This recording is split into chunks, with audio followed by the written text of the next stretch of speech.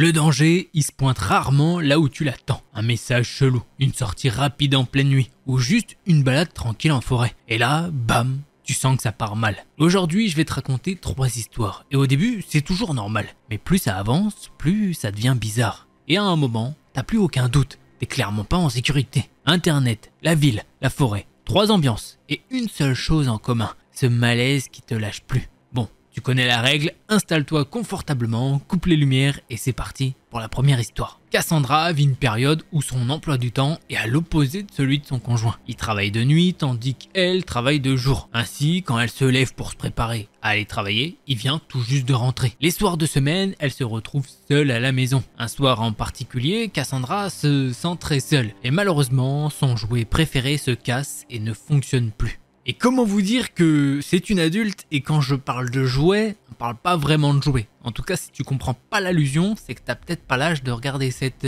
histoire. Du coup, elle décide d'aller se rendre en ville, au magasin pour adultes, ouvert 24 heures sur 24 pour s'en acheter un nouveau. La ville où elle habite est une banlieue de taille moyenne, principalement résidentielle. La principale zone du centre-ville est une petite zone située à environ 10 minutes de son appartement. Cassandra se gare sur le parking derrière le magasin pour adultes. Le parking est sombre et comporte plusieurs entrées qui mènent au bar, au restaurant et au magasin. Après avoir garé sa voiture, elle se dirige vers l'entrée du magasin qui donne sur la rue. Pour cela, elle doit marcher vers l'allée par laquelle elle est entrée. En marchant vers l'entrée, elle remarque un homme debout, seul, en train de fumer une cigarette. Il est 1 h du matin et il ne lui semble pas normal de voir quelqu'un seul à cette heure-là. Cependant, elle se dit qu'il s'agit peut-être d'un client d'un des bars du quartier qui prend une petite pause cigarette. Alors qu'elle passe devant lui, il lui dit « Bonjour ». Et forcément, elle répond par un petit bonjour discret, sans établir de contact visuel. En le dépassant, elle aperçoit mieux son apparence. Il a le crâne rasé, porte un long t-shirt blanc et un short qui s'arrête au-dessus de ses genoux. Il a des baskets et des chaussettes qui montent vachement haut, un peu comme des chaussettes de foot. Bon, bien que cette tenue ne soit pas inhabituelle dans sa ville, elle est plus préoccupée par le fait qu'il soit seul et qu'il semble s'intéresser à elle alors qu'elle est en train de passer. Après l'avoir dépassé et continuer à marcher vers le magasin, elle voit du coin de l'œil l'homme se mettre à la suivre. Et quand elle dit suivre, elle veut pas dire qu'il marche derrière elle par hasard comme ça. Il s'est mis à la suivre immédiatement après qu'elle l'a dépassé, en maintenant la même vitesse de marche. Cassandra ignore les intentions de cet homme, mais la présence d'un homme seul aussi tard dans la nuit lui semble risquée. En regardant la rue sombre et vide, elle évalue ses options. Au début, elle pense « Continue à marcher pour qu'il ne sache pas que tu vas au magasin pour adultes ». Mais comme il est 1 h du matin et qu'il n'y a personne dans la rue, elle se dit que c'est encore plus dangereux. Puis elle pense « Entre simplement dans l'un des bars ». Mais elle réalise ensuite que ça lui donnerait une occasion plus facile pour l'approcher. Elle comprend alors que sa meilleure option est de continuer jusqu'au magasin, où elle sait que c'est bien éclairé et que des gens peuvent la voir. Elle rentre dans le magasin et fait mine de s'intéresser à certains articles. L'homme entre dans le magasin derrière elle, mais s'arrête juste devant pour pas avoir l'air de la suivre. Et il fait même pas semblant de regarder les articles. Il reste là, à attendre. Pendant qu'elle fait ses courses, elle entend l'homme faire un bruit de psst. Elle l'ignore et il semble pas comprendre son manque de réaction. Et il continue à faire ce bruit pendant qu'elle poursuit ses achats sans le remarquer. Finalement, Cassandra s'approche du caissier qui ne se rend absolument pas compte de ce qui se passe. Elle essaye alors de lui chuchoter. « Connaissez-vous cet homme? Où travaille-t-il ici ?» Le caissier lui demande de répéter et elle repose la question, toujours à voix basse. Et ne comprenant pas sa tentative de discrétion, le caissier répond « Mais je vous entends pas, répétez !» À ce moment-là, Cassandra sent que sa discrétion est compromise. Alors, d'un ton plus normal, elle explique au caissier que l'homme devant la suit depuis l'extérieur et ne la laisse pas tranquille. Elle précise que sa voiture est garée sur le parking derrière le magasin et qu'elle ne se sent pas à l'aise pour y aller. Le caissier dit « Ok ». La zone d'emballage des achats est un comptoir fermé de forme carrée, conçu pour maintenir une distance entre le personnel et les clients. Le caissier s'avance vers l'endroit où se trouve l'homme et de derrière le comptoir, il lui dit de partir. Il revient ensuite vers Cassandra et l'assure qu'il a dit à l'homme de s'en aller. Mais l'homme n'est pas parti en fait, il est resté là. Comme Cassandra ne veut pas qu'il la suive jusqu'à sa voiture, elle reste dans le magasin et fait semblant de continuer ses achats, même si elle a déjà trouvé ce qu'elle était venue chercher à la base. De temps en temps, elle jette un coup d'œil vers l'avant pour voir si l'homme est toujours là. Et il l'est. Elle retourne vers le caissier et lui explique que l'homme n'est pas parti. Il retourne donc lui parler. Elle entend le caissier dire « Ça suffit, t'es le magasin !» Pendant ce temps, Cassandra se dirige vers l'arrière du magasin pour rester hors de vue. Au moment où elle revient vers le caissier, elle remarque que l'homme n'est plus dans le magasin. Le caissier explique qu'il a demandé à plusieurs reprises et de manière plus ferme à l'homme de partir. Il ajoute que l'homme a prétendu ne pas comprendre l'anglais. Le caissier raconte ensuite qu'il a sorti une matraque qu'il garde sous le comptoir. Il s'est approché du comptoir pour se protéger, l'a tenu au-dessus de sa tête et a demandé à l'homme « Et ça, vous comprenez ?» L'homme n'a pas répondu, mais il a finalement quitté le magasin. Bon, Cassandra fait son achat, mais elle est toujours inquiète à l'idée de marcher jusqu'à sa voiture, même si elle est garée à l'une des premières places en arrivant dans l'allée. Le caissier lui montre une petite télévision derrière lui qui diffuse les images de 4 angles de vue des caméras de surveillance. Il assure que l'homme est parti et que si elle le revoit, elle doit revenir dans le magasin. Il ajoute qu'il la surveillera pendant qu'elle marchera vers sa voiture, bien qu'elle se serait sentie plus à l'aise s'il l'avait accompagnée jusqu'à sa voiture. Bon, elle comprend qu'il est seul et qu'il peut pas laisser le magasin sans surveillance avec des clients à l'intérieur ou de potentiels clients qui pourraient arriver. Après avoir fait son achat, Cassandra marche rapidement vers sa voiture.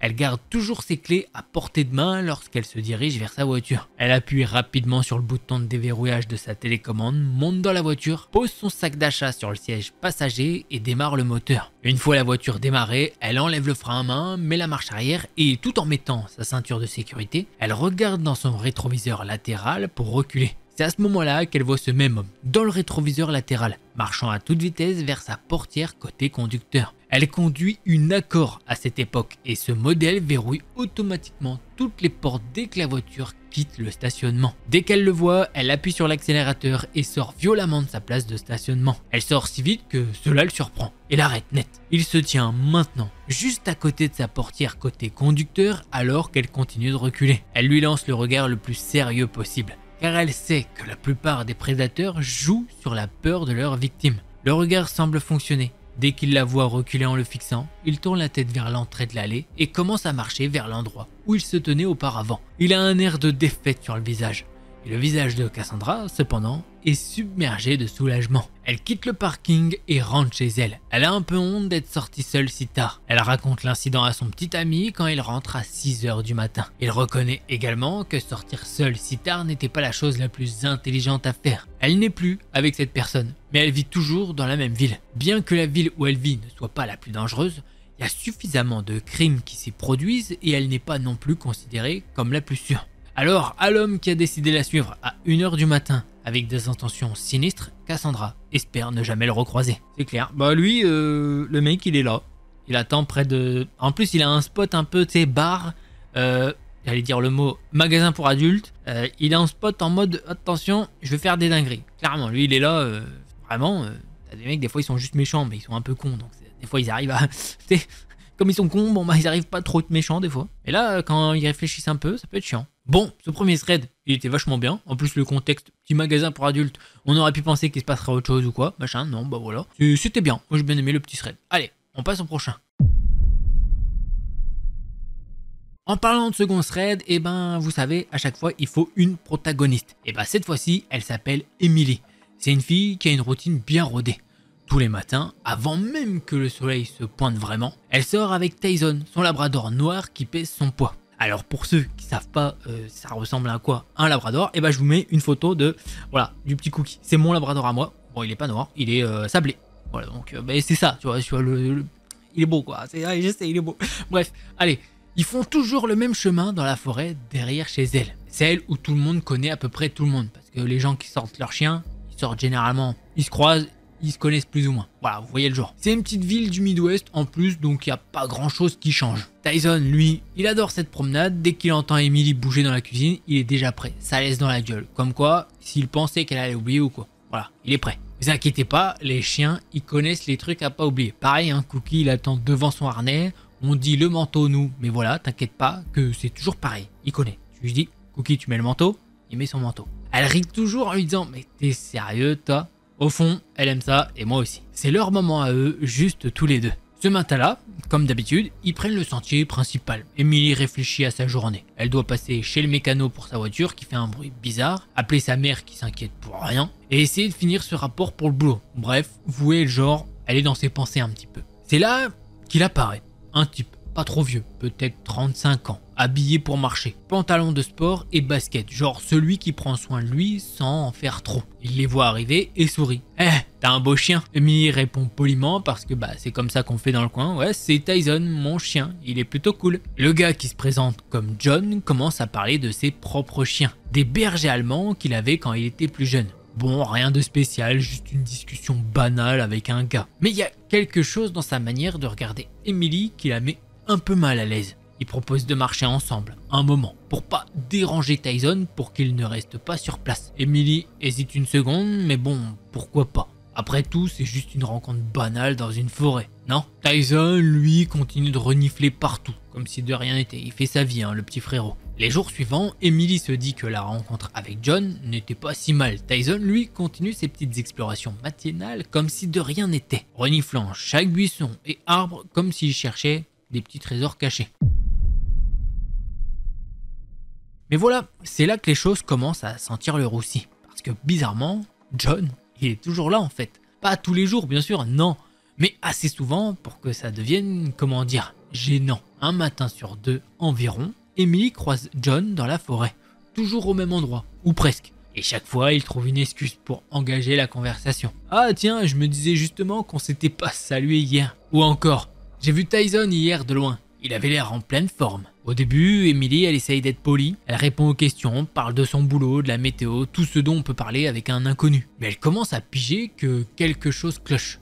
John connaît trop bien leurs horaires de promenade. Un matin, alors qu'ils marchent côte à côte, John balance une petite remarque qui fait tilt dans la tête d'Emily. Vous savez, j'habite pas très loin d'ici. Si jamais vous avez besoin d'un coup de main pour Tyson, je serais ravi de vous aider. Il sourit genre naturellement, mais Emily sent un frisson lui parcourir le dos. Comment il sait où elle habite déjà? Elle n'a jamais mentionné son quartier. Peut-être qu'elle habite hyper loin et qu'elle fait une méga balade.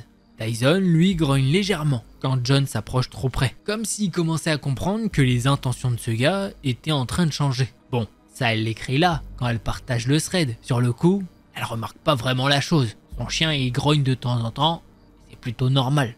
Bon, Emily elle se force à rire et lui dit « Oh t'inquiète, on se débrouille bien comme ça, mais c'est gentil. » John hoche la tête, toujours avec ce sourire qui donne envie de fuir. « Pas de problème, je voulais juste te dire... Enfin, tu sais, dans le coin, on aide les voisins, non ?» Exactement là, Emily décide de faire profil bas. Elle évite de rester trop longtemps avec lui, accélère le pas dès qu'elle peut, et espère que John comprendra le message. Sauf que non, les types comme lui, ils persistent. Emily, franchement, elle commence vraiment à flipper. Les semaines passent et Emily commence à remarquer des trucs qui la mettent mal à l'aise. Tyson aussi semble plus nerveux que d'habitude, reniflant partout comme s'il cherchait quelque chose de pas net. Un matin, en revenant de leur promenade habituelle, Emily trouve un jouet de Tyson devant sa porte d'entrée. Sauf qu'elle est sûre et certaine que quand elle est sortie, elle a pas vu de jouet. Et c'est le genre de détail qui te fait froncer les sourcils et te donner envie de piger ce qui se passe. Tyson, t'es sérieux là? Mais le chien, il lui jette juste un regard confus, comme s'il voulait dire moi j'en sais rien quoi. Déjà, tout ça, ça fait quelques éléments troublants. Mais en plus de ça, maintenant, il y a les appels manqués. Il y a des numéros inconnus qui s'affichent sur son téléphone. Elle essaye de rappeler, mais ça sonne toujours occupé ou tombe direct sur une messagerie vide. Bon, rien de bien méchant en soi, mais quand tu additionnes ça avec les autres trucs bizarres, ça commence à faire beaucoup. Et puis un soir, alors qu'elle est sur Insta, elle tombe sur un message privé de John. D'ailleurs, son Insta, elle lui a donné au tout début, quand il était pas aussi chelou. Bon, c'est pas grand chose, juste une petite phrase qui aurait pu être innocente si elle ne connaissait pas déjà le contexte. J'ai adoré notre conversation sur ton boulot hier, on devrait faire ça plus souvent. Le problème, c'est qu'ils ont jamais parlé de son boulot. Enfin, pas vraiment, genre, elle a juste dit qu'elle était crevée de son boulot hier. Elle en a pas dit beaucoup plus, Emily sent son cœur s'accélérer. Là, elle sait qu'il y a un vrai problème. Tyson grogne doucement à côté d'elle, comme s'il sentait la tension monter. Emily décide de ne plus répondre au message de John, ni de lui parler lorsqu'ils se croisent dans la forêt. Elle lui fait un petit geste de la main pour dire stop, et la première fois qu'elle a fait ça, il demande pourquoi tu veux pas me parler? Mais chaque fois qu'elle le voit, il a ce petit sourire satisfait. Elle commence à changer ses habitudes. Parfois, elle sort plus tard ou plutôt avec Tyson, essayant de décaler leurs horaires pour éviter John. Mais c'est comme s'il avait un coup d'avance. Un matin, alors qu'elle pensait avoir trouvé un nouveau chemin, elle lève les yeux et le voit debout, tranquillement, comme s'il attendait juste qu'elle arrive. Emily serre les poings. Mais c'est quoi ton problème, sérieusement? Parce que là, elle a besoin de savoir en fait. John hausse les épaules, toujours avec ce foutu sourire. Je fais juste ma promenade habituelle. Toi aussi, non? Comment va Tyson? Mais Emily, elle sait que c'est pas vrai. Il est pas juste en train de faire sa promenade normale. Emily décide de couper les ponts complètement avec John. Même plus de sourire poli, plus d'échange de politesse, rien. Chaque fois qu'elle le croise dans la forêt, elle détourne son regard et accélère le pas avec Tyson. Un soir, après la balade du chien, en rentrant chez elle, elle remarque quelque chose de pas normal. La porte arrière est légèrement entrouverte. Emily fiche sur place. Tyson, reste près de moi. Le chien se rapproche d'elle. Elle entre prudemment, chaque fibre de son corps tendue. Tout semble intact à première vue. Mais une petite voix dans sa tête lui dit que c'est pas normal. Les portes fermées ne s'ouvrent pas toutes seules. Elle fait le tour de la maison, vérifiant chaque pièce. Et c'est là qu'elle trouve des tiroirs légèrement ouverts, des objets déplacés, comme si quelqu'un avait fouillé. Merde, merde, merde! C'est ce qu'elle se souffle, sentant son petit cœur cogner dans sa poitrine. Tyson grogne doucement, son museau pointé vers la fenêtre du salon. Emily s'approche lentement et découvre des empreintes boueuses sur le rebord de la fenêtre. Des traces qui ne peuvent pas être là par hasard. La panique monte, mais Emily essaye de garder son calme. Elle attrape son téléphone et appelle son frère Jake, qui vit à quelques rues de là. « Jake, j'ai un problème !» Elle lui raconte rapidement ce qu'elle a trouvé et Jake promet d'arriver dans 5 minutes à peu près. Pendant qu'ils attendent, Emily verrouille toutes les portes et fenêtres qu'elle peut trouver. Tyson reste collé à ses pieds, toujours aux aguets. Elle essaye de se convaincre que c'est juste un malentendu, que quelqu'un s'est trompé de maison. Oui, elle est délue à ce moment-là, oui. Mais au fond, elle sait que c'est John. Ce type, il est partout, toujours un pas devant elle. Quand Jake arrive, il inspecte les lieux avec elle. « Emily, avec ce que tu m'as dit, ça pue le stalker. Il faut vraiment que tu portes plainte. » Emily hoche la tête, même si l'idée de parler aux flics la rend nerveuse. Mais elle sait que c'est nécessaire. Avant de partir définitivement, Jake installe une vieille caméra de sécurité qu'il avait dans son garage. Au moins, comme ça, tu pourras voir qui traîne autour de chez toi. C'est une ancienne caméra à lui, c'est pas du 4K Full HD et tout, mais au moins, ça filme. Cette nuit-là, Emily dort avec son téléphone à portée de main. La caméra branchée et Tyson couché juste devant sa chambre. Chaque bruit, chaque craquement dans la maison la réveille en sursaut. Elle sait qu'elle doit rester forte, mais c'est difficile de ne pas imaginer John planqué quelque part dans l'ombre, attendant son heure. Les jours suivants, Emily essaye de reprendre une vie normale. Tyson, lui, reste toujours sur ses gardes, grognant souvent vers des coins vides, comme s'il sentait quelque chose que personne d'autre ne peut voir. La caméra que Jake a installée capture quelques mouvements suspects dans le jardin, mais rien de concret. Animaux généralement, dont une araignée qui essaye de faire sa toile sur la caméra. Un soir, alors qu'Emily est en train de préparer le dîner, elle entend un bruit sourd venant du salon.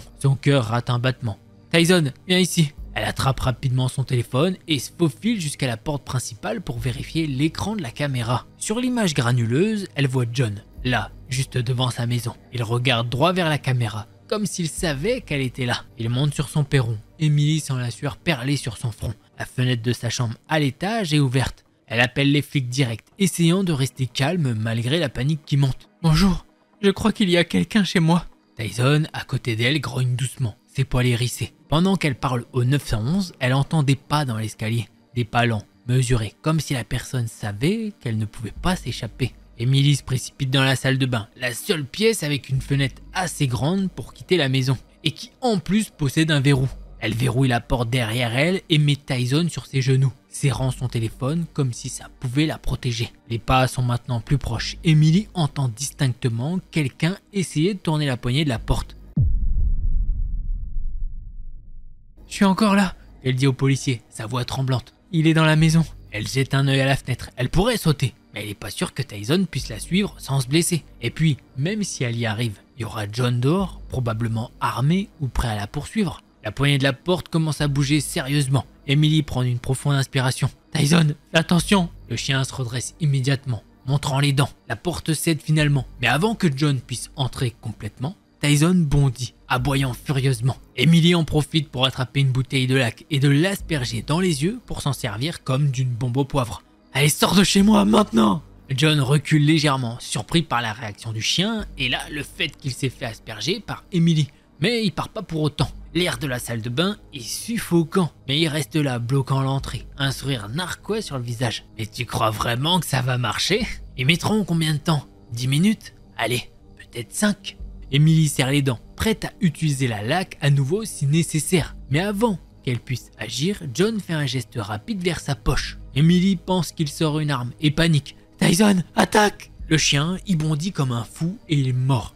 John recule en essayant de se débattre du chien. Mais ce qu'il sort de sa poche, c'est pas une arme, c'est un petit appareil électronique. Emily reconnaît un enregistreur. C'est tout ce que je veux, juste te comprendre mieux. Emily est confuse. Qu'est-ce que c'est que ce bordel? Mais avant que John puisse répondre, la sirène retentit au loin. John hésite une seconde. Il la regarde et il lui dit qu'il va revenir pour elle, puis décide de battre en retraite. C'est pas fini, Emily. Emily attend encore quelques secondes, qui paraissent des minutes. Elle serre Tyson contre elle, avant de sortir prudemment de la salle de bain. Ses mains tremblent, mais elle sait qu'elle vient de passer un cap. Ce gars ne va clairement pas la lâcher facilement. Cette nuit-là, Tyson est même venu dormir dans son lit, alors que normalement, il dort toujours. Mais elle le dit bien, toujours dans son matelas à lui. Après cet événement, elle s'est mise en recherche de trouver un nouveau logement.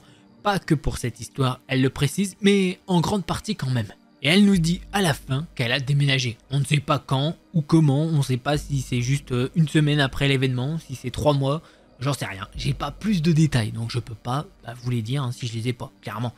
Et c'est comme ça que se termine ce thread d'horreur. Et ma foi, on sait pas, il y avait quoi sur l'enregistreur aussi? Ça me trigger ça. Je sais pas ce qu'il y avait. J'ai trop le démon. Enfin, je me comprends, mais quitte à être dans une histoire, autant avoir la suite et tout, quoi. Tu vois ce que je veux dire? Autant avoir le dénouement. Qu'est-ce qui s'est passé? Est-ce qu'il avait des problèmes psychiatriques, ce gars? Et qui, je sais pas, il faisait des enregistrements chelous, en mode il pensait qu'il était avec elle, on sait pas. On a déjà eu des threads un peu comme ça. Le gars se pensait en couple avec la fille. Donc là, je sais pas. Est-ce qu'il pensait vraiment qu'il pouvait être en couple avec cette fille? Je sais pas. Je peux pas vous dire. Mais j'imagine que c'est quelque chose comme ça. Et en plus, je kiffe l'histoire. Pourquoi? Bon, il y a un labrador, certes, voilà. Oui, vous savez très bien mon amour pour les labradors. Les chiens en général, les chats aussi, j'aime bien. Mais les labradors, bon, je regarde où il est mon petit, moi, le mien. Oui, je le vois pas comme ça, là. Il est sûrement dans le couloir là-bas. Mais ouais, voilà, j'adore les labradors, vous connaissez, hein. Si j'en ai... je suis plus parler, c'est pas grave. Je vais le laisser quand même. Vous voyez, des fois, je bug un peu. Vous avez pas tout au montage. Je peux vous dire que des fois, il y a des petits bugs. Mais des fois, des phrases, je les refais 10 fois. Et là, tu vas commencer à raconter ta vie, Delcor. Oui, je sais. Donc, tu vas te calmer. Mais voilà, parce que sinon on ferait un live et pas des vidéos YouTube. Voilà. En tout cas, histoire de fou, on passe à la prochaine. Voilà. Et pouce bleu si t'as oublié, au cas où. Allez hop, petit reminder.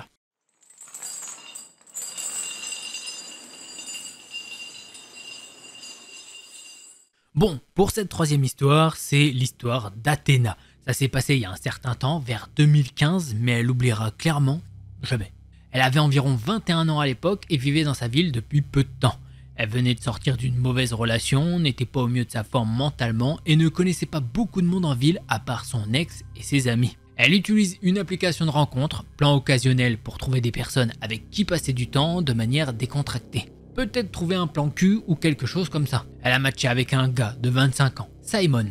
Ils ont échangé des messages sporadiquement sur l'application pendant quelques jours. Il lui explique qu'il fait partie d'un groupe et qu'il vit dans une maison avec ses camarades de groupe. Il lui envoie leur musique, juste de l'audio sur YouTube, avec une image fixe fortement éditée de 4 ou 5 gars jouant d'un instrument de rock, l'un d'eux lui ressemblant. Bon, la musique est une combinaison intéressante de style et pas vraiment son genre, mais peu importe, il a l'air d'être un type plutôt sympa. Il arrête de répondre pendant quelques jours et elle pense que c'est terminé. Elle passe à autre chose. Puis un jour, elle est au travail et reçoit un message de lui disant qu'il est désolé d'avoir été si occupé et l'invitant à un barbecue avec ses amis et ses camarades de groupe dans leur jardin. Il explique que leur manager de groupe leur fournit la maison pour y vivre. En se basant sur le faible nombre de vues de la vidéo YouTube et le fait qu'elle n'a vu qu'une seule photo de lui jouant dans le groupe, elle pense qu'il exagère probablement le truc du manager de groupe. Elle se dit qu'il s'agit plutôt d'un ami gérant de bar qui leur offre une réduction sur le loyer en échange d'être un groupe maison dans leur bar ou quelque chose comme ça. Elle n'y pense pas plus que ça. Normalement, Athéna aurait simplement dit non à un barbecue seul chez quelqu'un qu'elle ne connaît pas vraiment. Mais elle s'ennuie vraiment et se dit qu'elle pourrait peut-être surmonter une certaine anxiété sociale et peut-être même se faire des amis là-bas. Puisqu'elle a l'impression que c'est une grande fête.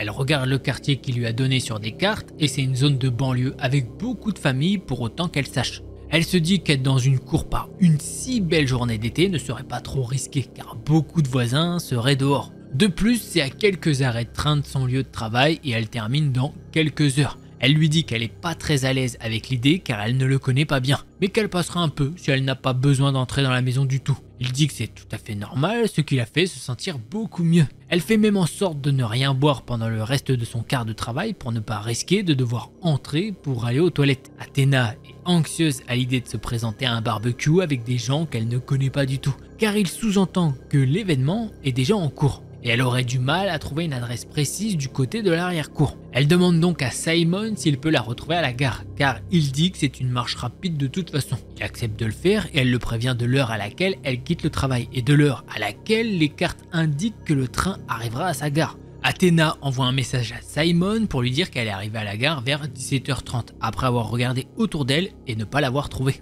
Il lui dit qu'il court derrière et qu'il faut simplement commencer à marcher vers le quartier. Elle est à peu près à mi-chemin de l'immense parking de la gare lorsqu'elle le voit s'approcher lentement d'elle.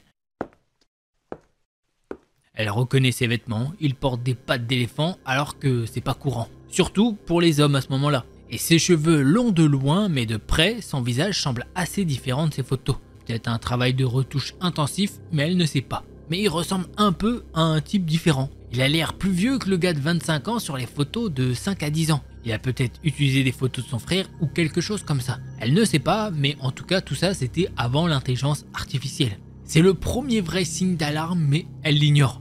Peut-être qu'il est juste gêné, peut-être qu'il fume beaucoup et ne porte pas de crème solaire et n'a pas pris de photos depuis un moment.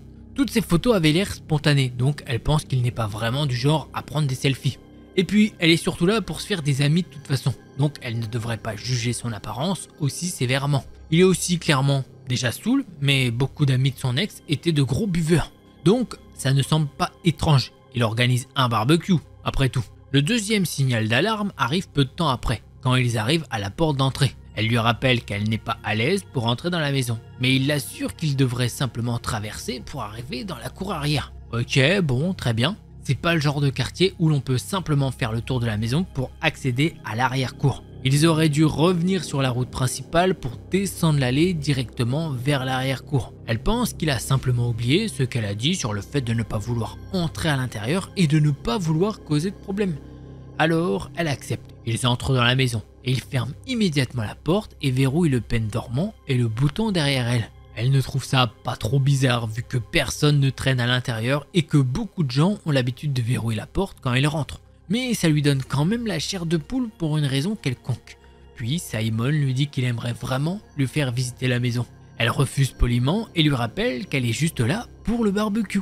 Il lui dit que lui et ses camarades de groupe ont travaillé très dur pour obtenir la maison et qu'il en est vraiment fier. À ce moment-là, elle devient vraiment sceptique parce que d'habitude, quand les gens lui disent des choses qui semblent un peu tirées par les cheveux, il laisse échapper la vérité au moment où il l'emmène chez eux. Mais malgré tout, elle se convainc qu'elle est déraisonnable. Elle est déjà dans cette stupide maison de toute façon. Il insiste sur le fait que ce sera rapide. C'est pas le choix le plus sage, elle le sait, mais elle est assez douée pour expliquer les signaux d'alarme. Donc à ce stade, Simon a toujours surtout l'air d'un type d'artiste défoncé et stupide en ce qui la concerne. Il ne semble pas vraiment être une menace, juste un excentrique peu sûr de lui qui est nul en communication et qui ment un peu. Un peu comme son ex qui était définitivement violent émotionnellement et verbalement, mais ça n'a jamais dégénéré. Elle pense qu'au pire, il se montrera tactile et qu'elle sera traitée de prude pour ne pas avoir couché avec lui. Elle n'a évidemment pas beaucoup d'estime d'elle à l'époque, alors elle suit le mouvement. La visite commence sans incident, à part que la décoration des espaces communs a manifestement été choisie par un passionné de Martha Stewart d'âge moyen, et non par un groupe de gars d'un groupe ou leur faux manager. Elle ne sait pas si cela doit la faire se sentir mieux ou pire. D'un côté, il ment clairement, mais de l'autre, ça lui fait penser que c'est sûrement juste la maison de la mère de quelqu'un, et qu'elle est en déplacement, et qu'il ne veut pas lui dire qu'il vit chez les parents d'un ami, et qu'il n'a pas de travail rémunéré. Encore une fois, c'est un signal d'alarme total, mais elle peut le rationaliser, à l'époque. Les portes des chambres sont toutes fermées, la salle de bain est banale, il lui montre ensuite la cuisine et elle voit finalement par la fenêtre qu'il n'y a personne dans le jardin. Il n'y a même pas de provision pour le barbecue. Pas de hamburger en train de décongeler sur le comptoir, pas de provision pour les cocktails qui traînent, rien. Elle lui demande où tout le monde est et pourquoi il a menti à propos du barbecue. Et il lui dit que ses camarades de groupe sont toujours en tournée, qu'ils sont juste en retard à cause d'un problème de camionnette, mais qu'ils devraient revenir d'une minute à l'autre pour qu'ils puissent commencer la fête. Elle lui demande pourquoi il n'est pas en tournée avec eux s'il est dans le groupe. Elle ne se souvient même pas de sa réponse à cela parce que ça avait aucun sens. À ce stade, Athéna n'a plus de gymnastique mentale pour se convaincre que ce type n'est pas juste complètement plein de merde. Et elle est vraiment paniquée. Ça lui a pris du temps, elle est plus intelligente maintenant, ne vous inquiétez pas. Elle commence à essayer de trouver un moyen de sortir de cette situation. Elle espère qu'une fois qu'il aura fini la visite, ils pourront sortir ne serait-ce qu'une minute et qu'elle partira. Elle a été dans des situations louches dans le passé, mais heureusement rien de si grave qu'ils aient essayé très fort de l'arrêter physiquement alors qu'elle s'éloignait dans un lieu semi-public. Elle n'est pas juste à l'aise de le faire à l'intérieur de la maison. Elle sait juste que ce type il est complètement chelou, mais elle a aucune idée à quel point ça va empirer. Elle fait instinctivement semblant de croire à ses conneries, il lui offre une bière, elle dit non merci parce qu'elle doit travailler le matin, et il dit ok, et il s'en ouvre une. Puis il veut faire la visite en bas. Elle peut voir du haut des escaliers que le sous-sol est sombre et effrayant, avec de très petites fenêtres, alors elle refuse. Elle demande s'ils peuvent retourner dehors. Il dit oui, après la visite. Elle essaye de discuter pour ne pas aller au sous-sol. Elle lui dit qu'elle a la phobie des araignées et qu'elle n'aime pas les sous-sols.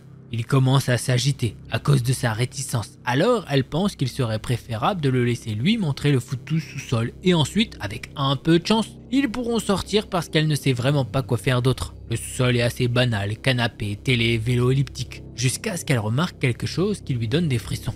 La maison a probablement été construite dans les années 90 ou à la fin des années 80, au plus tôt. Mais elle voit une porte qui ressemble exactement à la lourde porte doublée de mousse de la chambre froide de la maison de sa grand-mère. Le genre de porte qui ne se trouve que de l'extérieur. C'est juste une version plus petite des grandes portes métalliques des réfrigérateurs commerciaux. Elle a l'air vraiment déplacée dans cette maison. Athéna ne s'approcherait absolument pas de cette porte. Il l'ouvre et lui dit que c'est leur studio de musique insonorisé. Elle regarde à l'intérieur de quelques mètres de distance et il a effectivement l'air insonorisé. Il fait à peu près la taille d'une chambre et elle peut y voir quelques guitares et amplis. Des surmatelas sur les murs. Pas de batterie ni d'équipement d'enregistrement qu'elle puisse voir. Il insiste pour qu'elle entre à l'intérieur pour mieux voir. Il se tient devant la porte et lui fait signe d'entrer. Oh merde, les sonnettes d'alarme se déclenchent vraiment maintenant. À ce moment-là, elle réalise qu'elle peut totalement mourir ici si elle ne fait pas attention. Et elle se retourne pour monter les escaliers. Il ferme la porte et il la suit, lui demandant ce qui ne va pas, faisant comme si elle était déraisonnable de ne pas vouloir voir son studio de musique insonorisé. Elle se rend donc compte que c'est une situation bien plus louche que toutes les conneries de son ex. À ce moment-là, son objectif principal est de sortir de la maison. Les portes d'entrée et de derrière sont toutes les deux fermées et verrouillées, donc si elle essaye de courir, il pourrait l'atteindre avant qu'elle puisse ouvrir les serrures. La salle de bain, quant à elle, n'a pas de fenêtre. La maison a un plan d'étage alambiqué qu'elle ne connaît pas, et il est beaucoup plus grand qu'elle. C'est le type grand et maigre, qui peut courir vite même s'il n'est pas en forme, et fume un paquet par jour. Athéna fait semblant d'être d'accord pour passer du temps avec lui dans l'espoir qu'il se détende un peu. Il bavarde quelques minutes, il ouvre une autre bière, et heureusement, il se calme. Elle mentionne encore une fois désespérément qu'il fait beau dehors et qu'il suggère qu'ils aillent s'asseoir dans la cour pendant qu'ils attendent. Il dit non et commence à s'agiter parce qu'elle veut déjà partir. Il lui dit qu'elle peut rester mais qu'elle aimerait vraiment fumer une cigarette. Il lui dit qu'ils peuvent fumer des cigarettes à l'intérieur et montre du doigt un bol de céréales rempli de mégots de cigarettes. Il s'assoit à la table et allume des cigarettes. Alors qu'il fume, il commence à rouler un joint, qu'il allume rapidement dès que sa clope est finie. Il lui en propose et elle dit non merci. Il insiste pour qu'elle tire la plus petite bouffée possible. Elle est fumeuse d'herbe assez expérimentée, mais elle fait semblant de tousser excessivement et lui dit qu'elle est une novice. Donc c'est plus que suffisant pour elle. Pour un menteur, il n'est heureusement pas très doué pour déceler les mensonges des autres. Après avoir fumé, il lui demande si elle veut regarder un film, jusqu'à ce que ses camarades de groupe reviennent. Elle lui dit qu'elle a vraiment hâte de passer la journée dehors et lui suggère d'aller se promener ou de visiter le parc. Et ça, clairement, c'est des idées qu'il n'aime pas. À ce stade, elle essaye de garder autant de distance que possible entre eux, mais il reste assez près d'elle pour qu'elle puisse sentir la bière de son haleine. Il l'attrape par la taille et elle recule et lui pose des questions sur la nourriture du barbecue pour essayer de changer de sujet et lui faire croire qu'elle croit toujours à ce qu'il lui dit. Il recommence à s'énerver et répète sévèrement que ses camarades de groupe devraient rentrer d'une minute à l'autre et son anxiété est à son comble. Elle essaye de le calmer à nouveau avec des banalités génériques. Maintenant, Athéna ne sait pas comment elle a eu autant de chance, mais la chose suivante qui s'est produite l'a peut-être sauvée. Simon va au réfrigérateur pour prendre une autre bière et en sort une boîte vide. Alors, elle prend des risques et propose qu'ils aillent chercher plus de bière pour la soi-disant fête. Parce que là, clairement, elle est à court d'idées. Elle est terrifiée à l'idée que cela l'énervera encore plus de suggérer, une fois de plus, qu'il quitte la maison.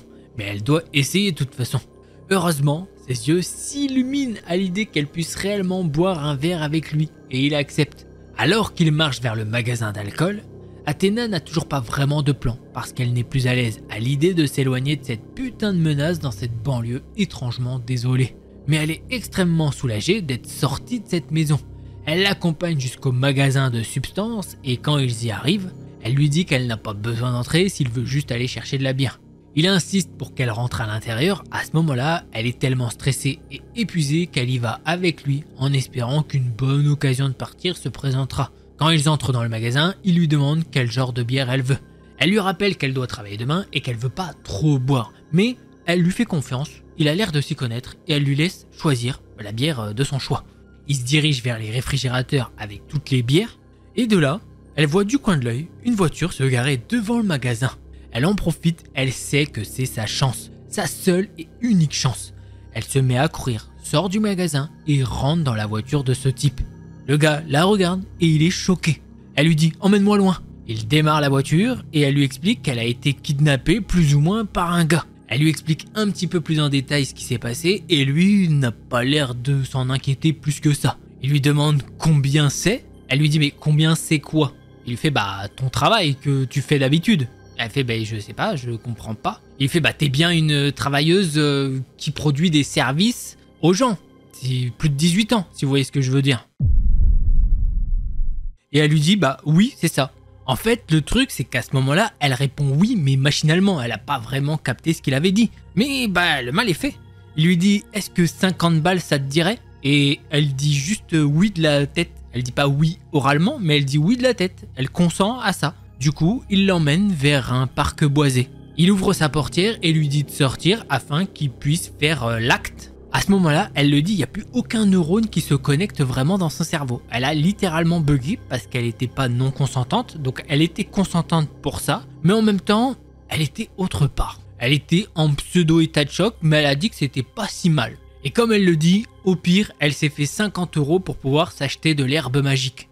De là, le gars remonte dans sa voiture et il commence à démarrer le moteur, sauf qu'elle n'est pas dans la voiture. Il se met à accélérer et démarre. Et elle gueule au loin, mais attends! Il s'arrête un petit peu, et elle lui dit, mais tu vas me raccompagner s'il te plaît? Et lui dit, bah non, de toute façon je t'ai donné 50 balles et là je dois aller quelque part. Donc allez, merci, c'était sympa, à la prochaine. Et elle regarde la voiture s'éloigner au loin comme une gourde.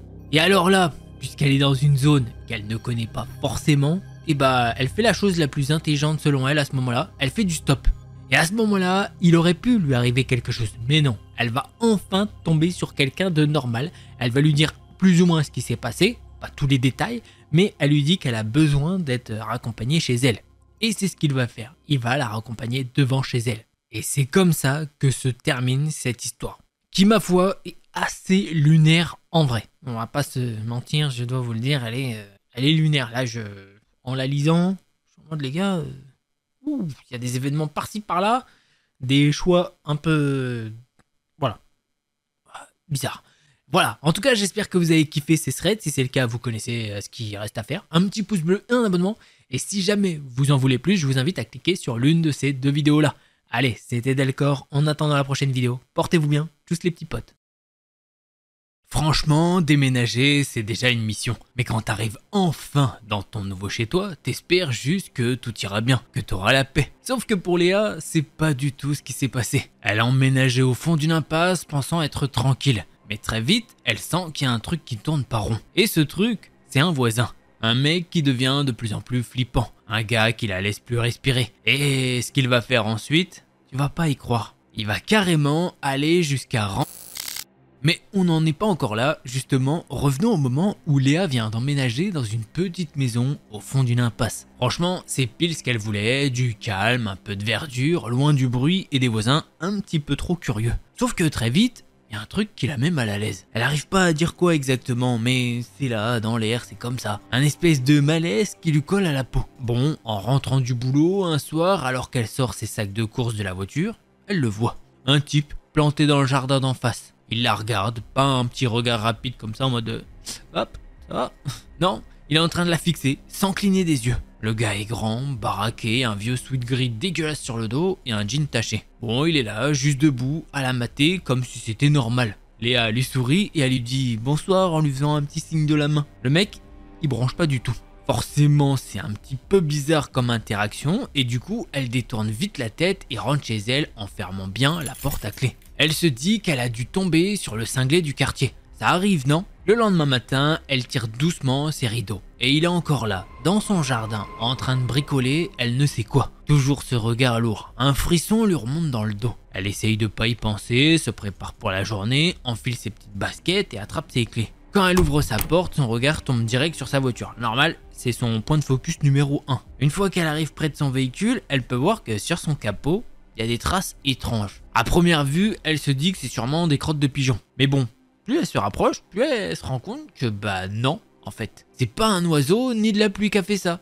c'est humain. Elle regarde son capot et là, du coin de l'œil, elle peut voir quelque chose. Il y a son voisin qui est à moitié planqué derrière la haie.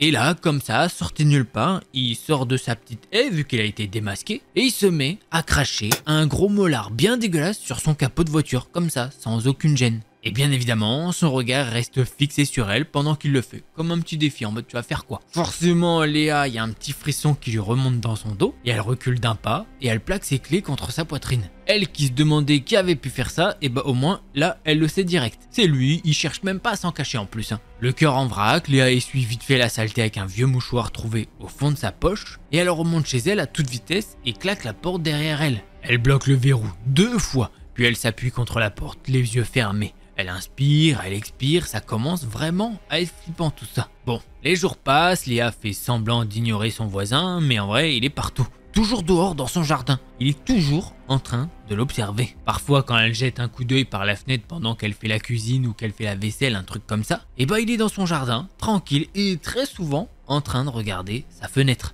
Bien évidemment, le gars ne parle jamais, ne sourit pas non plus. Il se contente de rester planté là, les bras ballants, avec ce regard vide qui la fait frissonner jusqu'à l'os. Un matin, alors qu'elle descend chercher son courrier, Léa remarque que sa boîte aux lettres est entrouverte. Elle se dit mais c'est quoi ce délire là? Elle est sûre qu'elle l'avait fermée hier. Elle ouvre doucement ce qui lui reste à ouvrir et elle remarque que il n'y a pas de courrier.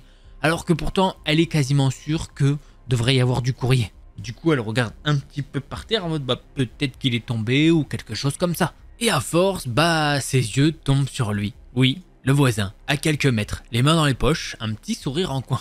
Du coup, elle tente un petit « Salut ?» Il la fixe sans répondre, puis l'air innocent, il marmonne. « Ah, ouais, j'ai pas fait exprès. » Elle est là, elle le regarde. Comment ça, pas fait exprès? Sérieusement? Elle serre les dents, remonte chez elle en vitesse. Dans sa tête, les pensées s'embrouillent. Elle sait que là, à l'heure actuelle, elle devrait appeler la police. Mais bon, appeler pourquoi hein? Mon voisin me regarde et il me vole mes lettres.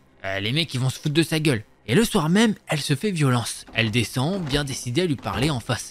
Elle traverse la pelouse, le cœur battant et s'arrête à quelques mètres de lui. Puisque oui, il est encore dans son jardin. Il est là, comme toujours, à moitié caché derrière sa haie. « Monsieur, pourquoi vous me faites ça ?» Elle sent ses mains trembler, mais elle reste plantée là. L'homme la regarde et répète avec une voix de mob insolent. « Pourquoi vous me faites ça ?» Léa, elle cligne des yeux, elle est en mode « Mais qu'est-ce qu'il me fait lui ?»« Mais vous me volez mon courrier !» Il ricane et il répète d'une voix nasillarde. « Et vous me volez mon courrier ?» Elle recule d'un pas, la gorge serrée, elle lui dit « Mais arrêtez de faire ça !»« Mais arrêtez de faire ça !» Le gars se fout tellement de sa gueule qu'il mime ses gestes, il exagère chaque mot, chaque intonation. Vraiment, c'est un gros gamin, quoi, clairement. Léa sent la panique monter, elle tourne les talons et file se réfugier dans sa maison. Et si ça pouvait s'arrêter là, toute cette embrouille, on pourrait se dire, bon, c'est très flippant déjà, mais bien évidemment, ça va aller un petit peu plus loin. 2 jours plus tard, en rentrant d'une petite course rapide, elle trouve sa porte d'entrée entrouverte. Je peux vous dire que là, son cœur s'arrête net. Elle pousse doucement la porte, à l'intérieur, tout semble normal, il n'y a pas l'air d'avoir eu un cambriolage. Du coup, ça la rassure un petit peu, mais bon, c'est quand même très chelou, une intrusion chez elle, à moins qu'elle ait oublié de fermer la porte et que le vent l'ait ouverte, même si ça lui paraît peu probable. Elle fait un premier tour de sa maison et franchement, il n'y a rien de choquant. Elle nous dit qu'elle fait ce qu'elle a à faire, bon, on sait pas, mais voilà. Et à un moment, elle retourne dans le salon. Et là, elle comprend qu'il s'est bien passé quelque chose. Sur son canapé, il y a une flaque. Il y a clairement une odeur nauséabonde qui lui entre dans les narines. Elle s'approche, elle est écœurée et il y a quelqu'un qui a pissé sur son canapé. Léa, elle recule d'un bond, une main sur la bouche. Là, c'est plus du harcèlement, c'est de la folie pure. Elle sait, il n'y a pas besoin de savoir nanani nanana, c'est qui a fait ça. C'est son voisin. C'est pour vous dire que normalement, quand elle doit rentrer chez elle à pied, elle doit passer devant chez le voisin.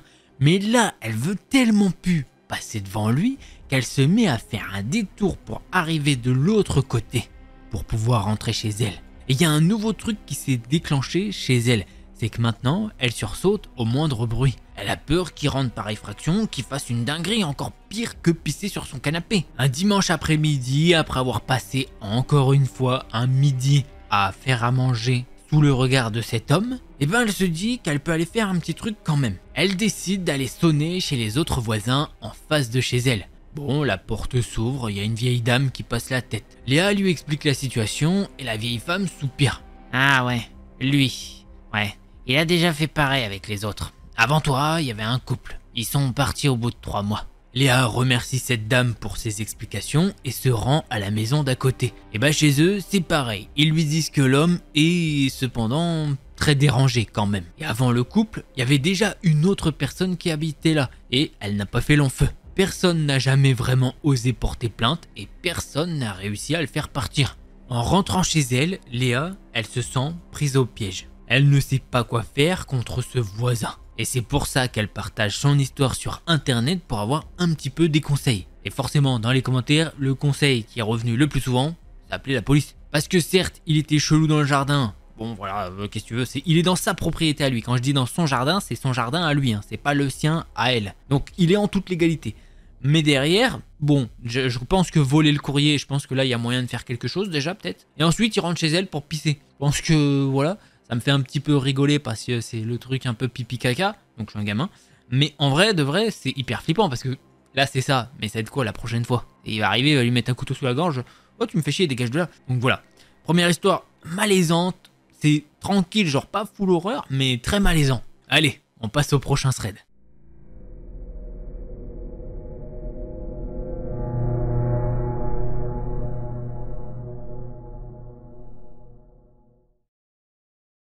Et en parlant de cette histoire, bah justement, c'est l'histoire d'une abonnée. Voilà, ça fait plaisir, merci à toi. Nathalie, à l'époque, elle vit à Saint-Tropez avec son ex-mari Johnny. Ils bossent comme des dingues. Faut dire qu'à Saint-Tropez, avec les touristes, c'est non-stop et super fatigant. Nathalie, elle est responsable vendeuse dans une boutique de fringues et Johnny est assistant de direction dans un resto. Un soir où ils sont enfin en repos, ben ils ont envie de se changer les idées. Du coup, ils décident de passer une soirée à Saint-Raphaël, pas loin de chez eux. Au programme, un bon resto et puis un petit tour au casino, histoire de tenter leur chance aux machines à sous. Bon, on sait jamais. La soirée commence super bien, le repas est top, et pendant qu'ils mangent, Nathalie se souvient qu'il parle de la vie, qu'elle est précieuse, qu'on peut la perdre à tout moment et qu'il faut en profiter à fond. Vous voyez le genre de discussion. Et après le resto, direction le casino, comme prévu. Il y a pas mal de monde, et là, ils tombent sur 2 potes. Lassène et Louis. Faut savoir que Lassène est videur dans une boîte de nuit hyper connue de Saint-Tropez. Il joue un peu aux machines à sous, mais il gagne rien. Tant pis, la soirée est quand même cool. Ensuite, Johnny a une envie, aller essayer la roulette. Il a jamais eu l'occasion, et là, bingo, la chance du débutant, il gagne une petite somme. Ils sont super contents et excités, même si, bon, c'est pas le jackpot non plus. L'heure de rentrée arrive et ils se dirigent vers le parking pour récupérer leur voiture. Le parking est plutôt sombre, ambiance glauque. En allant vers leur voiture, ils voient 3 mecs en train de fumer des cigarettes magiques avec une bouteille d'alcool à la main. Les types les accostent pour leur demander des clopes, mais Nathalie et Johnny n'en ont pas. Y a personne d'autre autour, juste ces 3 lascars. Les mecs deviennent insistants et l'agressivité monte vite. Ouais, vous avez intérêt à nous donner des cigarettes, le portefeuille, et toi la connasse, tu donnes aussi ton sac. L'un des types se jette sur Johnny et commence à le frapper en criant plein d'insultes. Pendant ce temps, un autre met un couteau sous la gorge de Nathalie pour qu'elle ne bouge pas et qu'elle n'aille pas chercher de l'aide. À cette époque, ils ont pas de portable, donc clairement c'est la panique totale. Johnny essaye de se défendre comme il peut, mais ils sont maintenant 2 sur lui et l'un des agresseurs sort un couteau. Nathalie est pétrifiée de peur et là, d'un coup, elle voit au loin les 2 potes qu'ils ont croisés dans le casino arriver dans le parking. En s'approchant pour récupérer leur propre voiture, Lassène et Louis entendent le bruit de la bagarre, les cris et les insultes. Lassène arrive en mode furieux pour aider Johnny et Louis fonce super vite sur le mec qui tient le couteau sous la gorge de Nathalie. Le type est tellement surpris qu'il lâche le couteau. Louis le chope, lui met un gros pain dans la figure pendant que la scène réussit à choper l'autre mec au couteau. Il lui tord la main pour qu'il lâche son arme et lui met une sacrée dérouillée. Les 3 agresseurs lâchent l'affaire et se barrent en courant. Bon, inutile de vous dire que Nathalie est dans un état de stress pas possible. Et heureusement que leurs amis ne sont pas restés plus longtemps au casino ce soir-là et qu'ils ont vu l'agression. Sinon, Nathalie ne sait pas comment ça aurait pu finir. Ils vont quand même porter plainte à la police, mais sans trop d'espoir que ça aboutisse à quelque chose. Sur le chemin du retour, Nathalie et Johnny parlent de leur discussion un peu plus tôt dans la soirée, vous savez, celle sur la vie qui ne tient vraiment pas à grand chose. Et bah, une semaine après cet incident, ils apprennent que leurs 3 agresseurs ont tué un homme au même endroit parce qu'il avait refusé de leur donner des cigarettes. Cette histoire a super marqué Nathalie et Johnny et elle a mis beaucoup de temps à s'en remettre.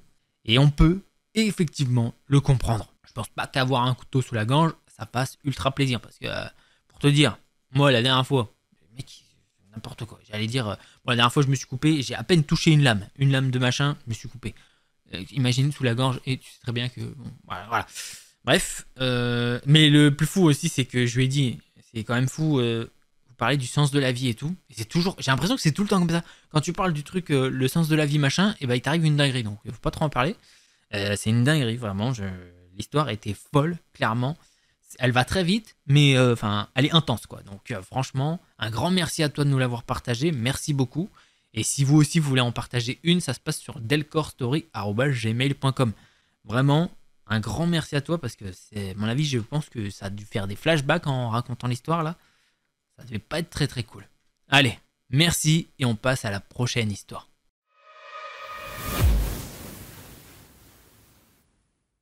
Elliot, il est posé sur son canapé, le téléphone en main, comme tous les soirs depuis qu'il s'est inscrit sur une fameuse appli de rencontre. Alors attention, ça s'appelle pas Tinder, pour une fois, ça s'appelle Swipe Date. Je savais même pas que ça existait. Ouais, clairement, mais bon, apparemment, pour lui, il nous dit que ça marche plutôt bien. En 3 semaines, il a déjà eu quelques matchs, mais rien de sérieux.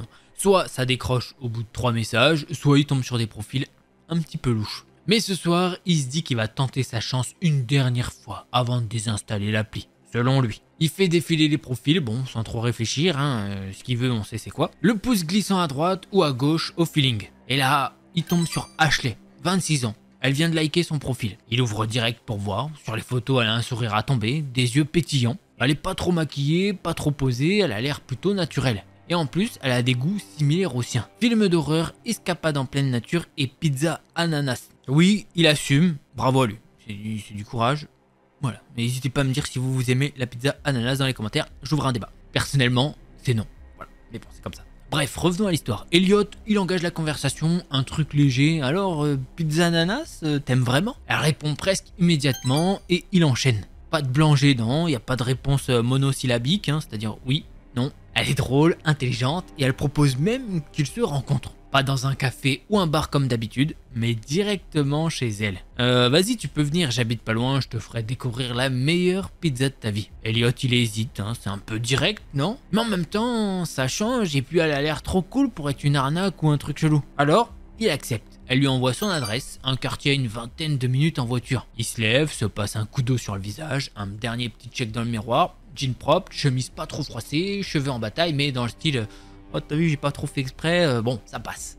Il attrape ses clés et il file. Elliot roule doucement, musique à fond en se répétant qu'il n'y a aucune raison de stresser. Pourtant, au fond de lui, il sent une petite boule d'appréhension. Pas son premier encart, mais aller directement chez quelqu'un qu'il n'a jamais rencontré, c'est une première. Lui-même le dit, il aurait dû réfléchir avec son cerveau en premier et pas l'autre truc. Il se dit qu'il aurait dû au moins prévenir un pote juste au cas où. Mais bon, il se trouve ridicule. C'est pas comme si Ashley, elle avait l'air suspecte. Il jette un coup d'œil à son téléphone, posé sur le siège passager. L'adresse est dans un coin qu'il connaît pas trop. Mais bon, ça reste en ville, donc rien d'anormal. Enfin, jusqu'à ce qu'ils prennent la dernière sortie. Les rues deviennent plus sombres et les lampadaires plus rares. Il y a de moins en moins de maisons et celles qui restent ont l'air un peu délabrées. Pas un chat dehors, pas une lumière qui filtre des fenêtres. Il se dit ah ouais, super l'ambiance ici. Il ralentit en s'approchant de l'adresse, la maison d'Ashley est au bout d'une rue sans issue. Une petite maison avec une lumière jaune qui clignote sur le porche. Pas de voiture garée devant, c'est propre mais un peu vide. comme si personne n'y vivait vraiment. Bon, il coupe le moteur et reste assis une seconde, le regard fixé sur cette maison. Son instinct lui dit clairement de faire demi-tour. Bon, c'est peut-être juste le stress, mais il a un mauvais pressentiment. Il prend son téléphone quand même pour envoyer un petit message à un pote. Il lui dit qu'il va pas tarder à aller voir son date et qu'il a un stress de fou. Il se dit qu'il pourrait encore partir. Personne ne le forcerait à entrer. Personne ne sait qu'il est là devant la maison. Mais bon, il est là et Ashley a vraiment l'air sympa. Il sort de la voiture, glisse son téléphone dans sa poche et avance vers la porte. À chaque pas, il se sent un petit peu plus con de s'être mis dans cette situation. Il frappe doucement. Pas de réponse. Il frappe une deuxième fois. Plus fort cette fois. Toujours rien. Il recule d'un pas, prêt à retourner à sa voiture quand enfin, la porte s'ouvre d'un coup. Ashley est là, un sourire sur les lèvres. Elle est encore plus jolie que sur ses photos. Mais elle a l'air un peu différente, plus tendue. Désolé, j'étais dans la cuisine, je t'ai pas entendu. Entre, allez, fais comme chez toi. Elliot, il hésite, mais il finit par rentrer.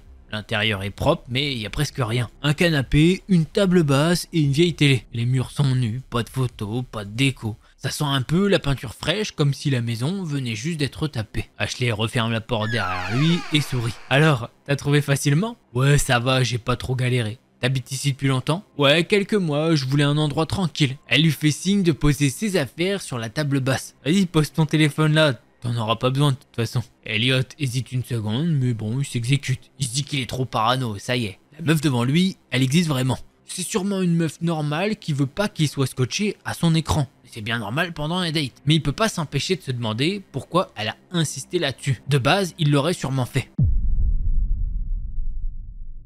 Bon, bref. Il passe à autre chose, Ashley l'invite à s'asseoir et file dans la cuisine. Je vais chercher des boissons. Fais comme chez toi. Elliot, il fait comme chez lui, mais il reste assis sur le canapé. Il est de plus en plus mal à l'aise en vrai. Il entend des bruits dans la cuisine, comme si elle fouillait dans des tiroirs ou déplaçait des trucs. Puis un autre bruit, plus sourd, venant de l'étage. Il tourne la tête vers le plafond et il tend l'oreille. Elle revient avec 2 verres et s'assied à côté de lui. Alors, raconte-moi, t'as souvent des rencarts via l'appli? Bon, il répond vaguement, il veut pas trop dire qu'effectivement fréquente l'appli, un petit peu trop souvent, mais en fait, il y a aussi autre chose.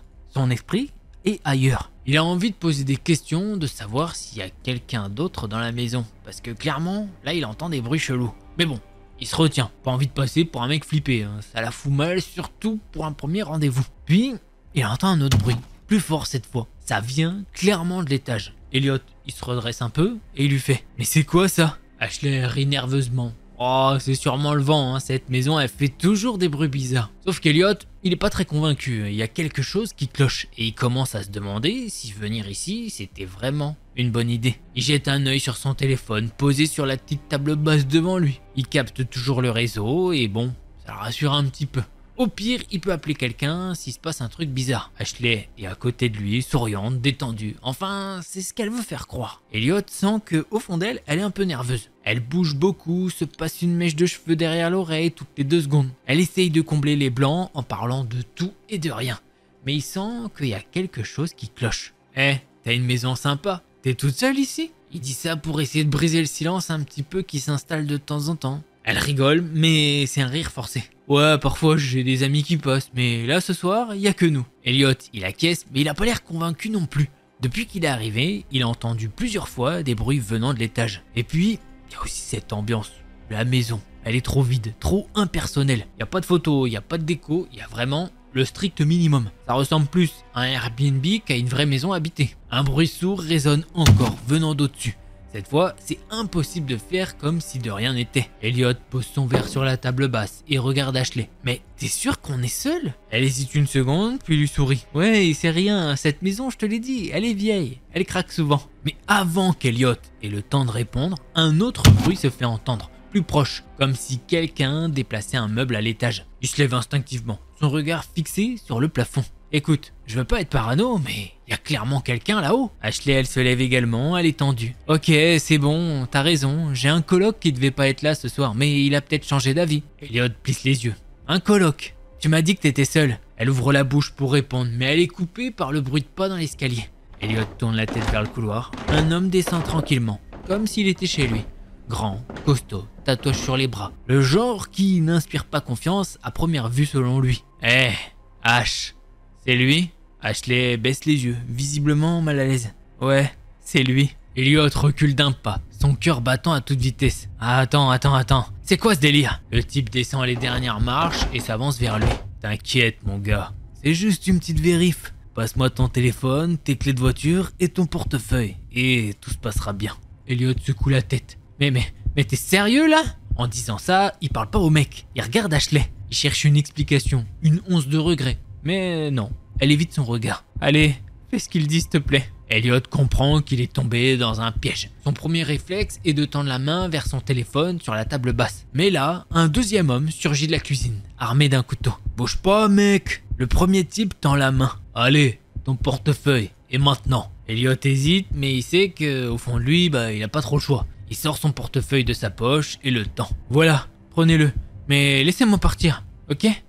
En prenant le portefeuille, le type y ricane. Ah t'inquiète, on va pas te faire de mal. Enfin, tant que tu restes tranquille. Elliot reste planté là, les mains légèrement levées, son cerveau carburant à 1000 à l'heure. Le premier type fouille dans son portefeuille pendant que le deuxième, le couteau à la main, le surveille de près. Ashley, elle, est figée, comme si elle voulait disparaître. Ouais, pas grand chose là-dedans. T'as quoi d'autre? J'ai rien d'autre. Mon téléphone est sur la table et c'est tout. Le mec tatoué se dirige vers la table et attrape le téléphone. Il le déverrouille rapidement et commence à fouiller dedans. Pas de code, c'est pratique ça. Elliot serre les poings. Il a envie de se jeter sur eux. Mais il sait que c'est une mauvaise idée, hein. Le type au couteau a l'air nerveux. Et un geste de travers pourrait mal finir. Et en vrai, même le premier type pourrait le défoncer. Il pourrait sûrement pas le défoncer. Bon, vous avez ce que vous voulez. Maintenant, laissez-moi partir. Le mec tatoué relève la tête et le regarde. Un sourire en coin. Partir?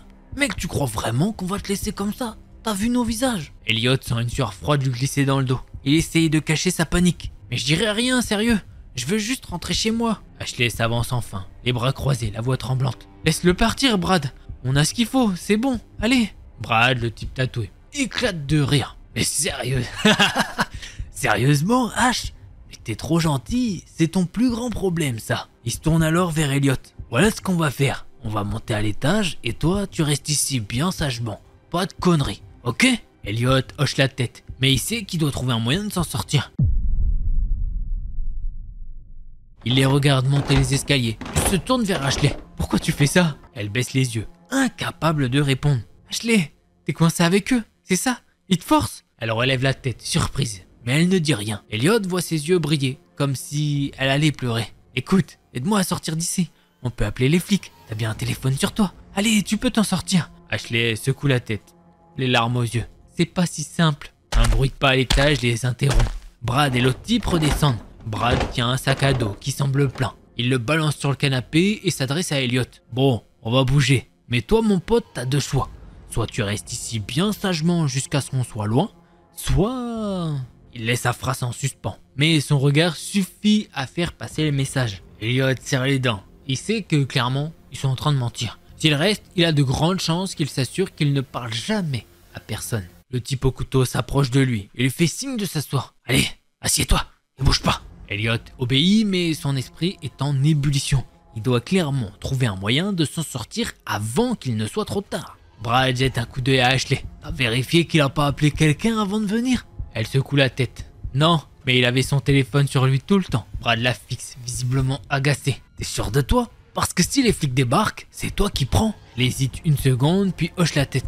Ouais, je suis sûr. Elliot, à ce moment-là, il voit une ouverture. Ils sont en train de douter.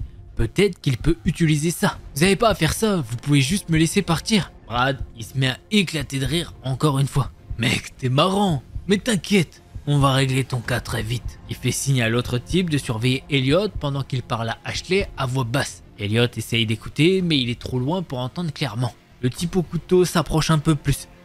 Pas de conneries, ok? Elliot acquiesce, mais dans sa tête, il réfléchit à toute vitesse. Il repère une lampe en métal posée sur une table à côté du canapé. Si jamais il doit se défendre, ça pourrait peut-être lui servir. Elliot garde les yeux sur le type au couteau, qui est à moins de 2 mètres de lui. Il sent son cœur battre à toute vitesse, mais il essaye de pas montrer qu'il panique. Brad et Ashley continuent de discuter à voix basse, dos à lui. Il sait qu'il doit agir maintenant. Il jette un coup d'œil rapide à la lampe en métal sur la petite table. Elle a l'air lourde avec une base large. S'il arrive à l'attraper rapidement, il pourrait l'utiliser comme une arme. Mais il sait qu'il aura qu'une seule chance. Il regarde le mec au couteau et lui dit: Hey mec, calme-toi, j'ai rien fait, ok? Vous pouvez juste me laisser partir et je vous jure que je dirai rien. Le type ricane, mais il baisse légèrement sa garde, pensant qu'Elliot est trop terrifié pour tenter quoi que ce soit. Tu crois vraiment qu'on va te croire? Elliot respire profondément et serre les dents. D'un geste rapide, il attrape la lampe et la balance de toutes ses forces en direction du gars dans sa face. La base en métal heurte sa tempe avec un bruit sourd et s'écrase au sol en lâchant son couteau. Brad se retourne immédiatement, les yeux écarquillés. « Qu'est-ce que tu fous, col ?» Elliot ne réfléchit pas, il se jette sur le couteau avant que Brad n'ait le temps de réagir. Il le brandit, les mains tremblantes. « Recule, mec !» Brad s'arrête, les mains levées, mais son expression est remplie de rage. « T'es mort, mon gars !» Ashley pousse un cri et se colle contre le mur, complètement paniqué. Elliot recule lentement vers la porte d'entrée, gardant le couteau pointé vers Brad. « Vous restez là, sinon je vous plante !» Brad éclate de rire, un rire froid et menaçant. « Ouais, c'est ça, vas-y, essaye pour voir !» Mais Elliot n'a pas l'intention d'attendre qu'il se rapproche. Il tourne brusquement la poignée de la porte et sort en trombe dans la nuit. Dehors, l'air est glacé. Il voit sa voiture et il va pour courir jusqu'à sa voiture. Mais il se rappelle que le gars lui a pris ses clés. Il court alors à toute vitesse. Derrière lui, il entend Brad hurler. « Reviens ici, enfoiré !» Elliot jette un coup d'œil par-dessus son épaule et voit Brad sortir de la maison. Un objet brillant à la main. Probablement un couteau ou peut-être même un... Il accélère, mais ses jambes commencent déjà à brûler. Il a aucune idée d'où il est. Ce quartier, il le connaît même pas. Il peut pas compter sur les passants. Il y a personne dehors à cette heure-là. Il glisse une main dans sa poche et se rend compte que, en fait, il a pas son téléphone. Brad l'a gardé et une vague de panique le traverse. Mais il se concentre. Il doit trouver de l'aide et vite. Au loin, il aperçoit des phares. Une voiture arrive dans sa direction. Il se précipite au milieu de la route. En agitant les bras, il se met à dire « Stop! Arrêtez! Aidez-moi !» La voiture ralentit, mais juste avant de s'arrêter complètement, elle accélère brusquement et le contourne, klaxonnant bruyamment. Elliot reste figé, les mains sur les genoux, essayant de reprendre son souffle. Quand il regarde un petit peu derrière lui, il peut voir que Brad est au loin. Elliot regarde autour de lui, désespéré, et il repère une ruelle sombre sur sa gauche. Sans réfléchir, il s'y engouffre, espérant semer le gars qu'il suit. Elliot avance à l'aveugle dans cette ruelle hyper sombre. Chaque bruit lui file une montée de stress. Il fait tomber ce qui ressemble à une poubelle et ça fait un bruit de malade. Il se planque contre un mur, essayant de calmer son cœur qui bat à toute vitesse. Il se dit qu'il a sûrement semé Brad, mais pour combien de temps? Ce gars a pas l'air du genre à lâcher l'affaire. Et si les autres débarquaient aussi? Puisque je vous rappelle, il était pas tout seul. Il repère une benne à ordures ouverte. C'est immonde, ça pue la mort, mais clairement... il n'a pas le choix. Il grimpe dedans, se faufile entre deux sacs et referme le couvercle. Il fait noir complet, l'air est lourd, mais au moins, il est planqué. Il se force à respirer lentement, même si son cœur tambourine comme un malade. Il reste figé, tous ses sens en alerte. Le temps passe, 1 minute, 1 heure peut-être, impossible à dire. Ses muscles sont en compote. L'odeur, quant à elle, lui donne envie de gerber. Mais il tient bon, il ose même pas bouger, de peur d'attirer Brad ou son complice. À un moment, il entend des pas, lents et lourds. Quelqu'un cherche quelque chose. Ou quelqu'un. Il retient son souffle. Les pas s'arrêtent juste à côté de la benne. Il serre les dents, son corps crispé comme jamais. Les secondes s'éternisent, puis enfin, les pas reprennent et s'éloignent. Il attend encore un bon moment, jusqu'à ce que le silence soit total. Puis il soulève doucement le couvercle et jette un coup d'œil dehors. La ruelle est vide. Ses jambes tremblent quand il sort de la benne. Il marche vite sans trop savoir où il va. Mais il veut juste mettre le plus de distance possible entre lui et cet enfer. Il finit par tomber sur une station-service éclairée. À l'intérieur, le caissier somnole derrière le comptoir. Elliot entre, l'air en vrac, et demande d'une voix rauque. Vous avez un téléphone ?» Le caissier le regarde bizarrement, mais lui tend un vieux combiné. Elliot compose direct le numéro de son frère, le seul à qui il peut parler. « Ouais, c'est moi. J'ai besoin que tu viennes me chercher. » Il demande l'adresse au caissier et file cette adresse à son frère. Et il raccroche avant que le caissier commence à poser un petit peu trop de questions. Son frère débarque 20 minutes plus tard. Elliot monte dans la bagnole sans un mot. Mais qu'est-ce qui s'est passé? Elliot secoue la tête et lui raconte tout. À ce moment-là, il sait qu'il devrait aller à la police. Mais clairement, il est sous le choc. Et son frère le pousse pas non plus à aller voir la police. Alors, malheureusement, il ira jamais raconter cette histoire à la police. Après ça, il est resté chez son frère pendant 1 semaine quand même. Il était traumatisé et il voulait même plus parler à une femme. Après ça, il a désinstallé toutes ses applications de rencontres. Apparemment, il en avait plusieurs. Mais voilà, c'est comme ça que se termine ce thread d'horreur. Alors, d'habitude, on a des femmes qui font des rencontres Tinder, généralement. J'avoue, je connaissais même pas Swipe Date. On apprend des choses à chaque fois, c'est bien, hein, mes petites recherches à chaque fois sur les threads, je connaissais pas. Et bah du coup, pour une fois, c'est un homme qui se fait piéger. Enfin, c'est pas si rare aussi, j'en avais fait d'autres.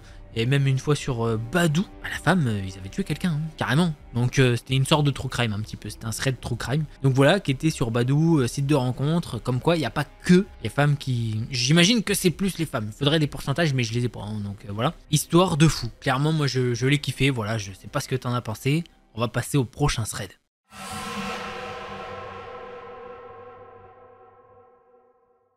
Pour ce thread, je vais vous raconter l'histoire de Lucie. Enfin, bah, parce qu'elle a pas de nom, forcément quand elle raconte sur internet, ils mettent pas leur nom tout le temps. Donc voilà, elle va s'appeler Lucie et ça s'est passé il y a 3 ans. Mais elle s'en souvient comme si c'était hier. Et en vrai, elle a jamais vraiment compris ce qui lui est arrivé. À l'époque, Lucie a 14 ans et elle est en 3e. Tous les ans, son collège organise un voyage scolaire en Espagne avec des correspondants. Le jour où sa prof d'espagnol leur parle enfin, Lucie est super contente. Le voyage est prévu à Tolède, où ils sont accueillis par 4 dans une famille. Ils sont en tout 30 élèves à partir. Ils partent en car et tout se passe très bien pendant le trajet. Ils arrivent à destination vers 23h. Dans le groupe de Lucie, il y a elle et 3 de ses amies qu'on va appeler Manon, Louise et Marine. Leur famille d'accueil est super respectueuse et attentionnée. Jusque-là, aucun problème, hein. Leur correspondante et son frère leur montrent leur chambre. Pour Manon, c'est au fond du couloir du premier étage. La maison est vraiment très grande. Lucie au rez-de-chaussée, Marine au 2e étage et Louise dans une chambre en haut. Après avoir défait leurs valises, c'est l'heure de dormir. Le lendemain, ils sont attendus pour une visite de l'ancien quartier de la ville, super riche en culture et en patrimoine. Bien sûr, elles sont toutes crevées. Manon, Marine et Louise descendent pendant que Lucie les attend en bas. Elles mangent, s'habillent et partent vers midi avec leurs 2 correspondants. Et là, c'est la pire journée de sa vie qui commence. Ils visitent, passent dans des boutiques de souvenirs, dans des petites échoppes, c'est vraiment génial. Puis vient le moment de la pause, où chaque groupe avec ses correspondants peut se poser, à condition de ne pas s'égarer et de rester près des professeurs. Alors, ils optent pour aller s'installer sur la plage d'en face, face aux autres groupes. Bref, l'endroit parfait. Ils commencent à échanger avec leurs correspondants, mélangeant l'anglais, l'espagnol, c'est un petit peu bizarre tout ça. Puis soudain, Lucie ne comprend pas tout de suite ce qui est en train de se passer, vu que chacun est un peu en train de contempler ou de profiter des lieux. Par exemple, Marine et Manon sont en train d'aller vers la plage ramasser des coquillages nacrés, et Louise parle à la correspondante. Le frère de la correspondante, quant à lui, a mystérieusement disparu. Bon, ça n'affole pas Lucie plus que ça, elle se dit qu'il a sans doute rejoint un autre groupe pour discuter et qu'il va revenir. Rien d'alarmant, enfin, pour l'instant. Lucie est seule et en train de prendre des photos de la vue qui est superbe quand, tout à coup, plongée dans sa série de photos, elle ne remarque pas tout de suite que les familles et les correspondants commencent à repartir vers chez eux. Instinctivement, elle regarde autour d'elle si ses amis sont toujours là, ainsi que leurs 2 correspondants. Et sans surprise, tu l'auras deviné, il n'y a personne. Il n'y a absolument personne même, pas même un professeur ou une famille. Lucie est vraiment seule sur une plage de Tolède en Espagne, ne maîtrisant pas forcément la langue. Il est aux alentours de 18h30, 19h et elle est en stress total. Faut savoir qu'à l'heure actuelle, Lucie ne sait pas comment c'est possible. Surtout que normalement, tu te dirais que quelqu'un aurait dû venir à sa rencontre pour l'avertir du départ. Mais non, pas même ses amis. Bien évidemment, elle a déjà essayé de contacter Marine, Manon ou Louise, mais aucune ne répond. Ce qui est d'autant plus étrange. Sa mère décroche peu de temps après et Lucie est littéralement en larmes. Elle lui explique tout et sa mère est scandalisée. Elle raccroche direct pour appeler la professeure d'espagnol qui prend immédiatement contact avec sa famille d'accueil. Sa mère rappelle Lucie 5 minutes plus tard pour lui confirmer que sa famille correspondante arrive d'ici quelques minutes et surtout de ne pas bouger d'où elle est. De toute façon, où voulez-vous qu'elle aille? Pendant ce laps de temps, Lucie reste plantée au milieu du sable. Elle précise que cette plage était vraiment en marge des villes et de l'activité bien sûr. Il y avait des échoppes mais toutes étaient fermées à cette heure-ci. C'est à ce moment que Lucie voit une silhouette marcher vers elle. Contrairement à tous les abominables des plus abominables films d'horreur, fiction et réalité confondues, il ne s'agit pas d'un homme menaçant à cagoule. C'est une femme très normale, très propre sur elle, avec ses cheveux bruns flottant au vent et son visage sympathique et souriant. Elle n'inspire en aucun cas la méfiance. Lucie en déduit que celle-ci est espagnole, et elle a raison. La femme commence à lui parler, mais Lucie ne comprend pas un traître mot de ce qu'elle lui dit. Elle est vraiment très mauvaise en espagnol. Alors elle commence à marmonner maladroitement un « Je me suis perdu mais ma famille d'accueil arrive dans quelques minutes ». Elle lui dit ça en anglais tranquillement pour essayer de voir si ça peut le faire. Et la femme lui répond très poliment, en souriant et en anglais. Un anglais que même Lucie ne comprend pas énormément puisqu'elle n'est pas forte non plus en anglais. En clair, elle lui propose de la ramener à son domicile. Lucie lui répond que non, que c'est pas la peine vu qu'on vient la récupérer d'ici peu de temps. Mais elle la remercie quand même pour son geste. Et là, tout bascule. La femme lui hurle dessus en anglais, avec un accent encore plus prononcé qu'avant. Elle lui dit qu'elle va la ramener chez elle, avec son avis ou non. C'est clairement une obligation. Alors là, Lucie flippe à mort, mais elle répond quand même sans se laisser démonter par ses paroles. Elle lui dit que non, elle n'en a pas besoin. Pour la femme, c'en est trop. Elle attrape violemment le bruit de Lucie et tente de la faire avancer. Vers où, vous me direz ? C'est avec effroi que Lucie constate qu'une voiture rouge, une Citroën, est garée juste en face de la plage. Lucie essaye de se dégager de sa prise, mais la femme la retient fermement. Elle pleure, tape, hurle de toutes ses forces en vain. C'est bel et bien la fin. Lorsqu'elle relève les yeux, elle constate que la femme n'est pas seule. Cette fois-ci, un homme est au volant de la voiture en question. C'est à ce moment précis que des éclats de voix retentissent. C'est le père de la famille qui les héberge, ainsi que le frère et Louise qui étaient venus à sa rescousse. La femme ne lâche pas Lucie, au contraire, elle se dépêche encore plus de lui faire passer le seuil de la porte. Mais Lucie tente de résister. Le père a tout juste le temps d'agripper le bras de la femme et de la tirer en arrière pour laisser Lucie sortir. Les doigts tremblants, Louise est en train de taper le 091. C'est la police en Espagne. Une opératrice décroche et elle passe le téléphone au fils. Pendant ce temps, la voiture rouge en profite pour décamper le plus vite possible. Mais la femme, quant à elle, reste sous l'emprise du père. Louise vient immédiatement au chevet de Lucie. Elle est encore tétanisée de ce qu'elle vient de vivre. Elle est même bien incapable de parler. Louise tente quand même de lui dire « Ça va Lucie ? Comment est-ce que ça peut ?» Lucie dans sa tête se dit « Mais comment ça pourrait aller ?» Tous ses sens sont engourdis. Même aujourd'hui, Lucie se souvient de la façon dont la femme lui a crié dessus. Elle était persuadée que ses cordes vocales allaient céder tant elle hurlait. Elle se souvient de la sensation d'impuissance à laquelle elle n'a pas pu faire face. Par la suite, Lucie a énormément de mal à en parler et elle précise que ça lui coûte de la raconter. À l'heure actuelle, elle éprouve énormément de méfiance envers les personnes qui lui proposent de l'aide, aussi insignifiants soient-ils. Depuis ce jour-là, elle a bien évidemment refait plusieurs voyages de classe, mais sans jamais s'égarer des groupes. Lucie aura à jamais sur la conscience qu'elle a évité une tentative de kidnapping et c'est difficile à supporter. Le fait de le vivre change à tout jamais la perception du monde. Comme quoi, ne prend jamais à la légère la venue d'inconnus. Elle pourrait être fatale. Même une femme bien apprêtée sur elle, toute pimpante. Les apparences sont parfois trompeuses. L'habit ne fait pas le moine. Et c'est bien qu'on finisse avec cette phrase-là, puisque oui, c'est pas tout le temps « Oh là-bas, l'homme il est dégueulasse, il paraît méchant, nanani ». Non, peut-être qu'il est dans cette situation, on sait pas pourquoi. La femme toute pimpante, toute belle, toute machin, ça veut pas dire qu'elle est gentille, hein, je préfère vous le dire. Voilà, je pense franchement, elle a très bien résumé avec l'habit ne fait pas le moine. Je pense qu'on va s'arrêter là-dessus pour ce thread. On passe au prochain.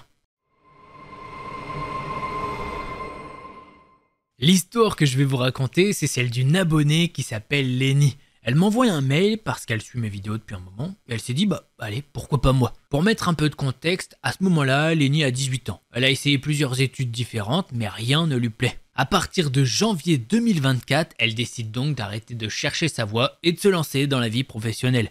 Ce qui d'ailleurs lui plaît largement plus. Elle a donc postulé à plusieurs grandes enseignes, elle a eu plusieurs réponses positives et elle a effectué 4 entretiens d'embauche. Cependant, 3 ont été concluants. Elle s'est directement tournée vers une grande enseigne de supermarché vu qu'elle connaissait déjà beaucoup de monde qui y travaillait. Elle se rend donc à son premier jour de travail. Elle commence le travail à 5h du matin ayant un peu de route. Elle doit partir à 4h30.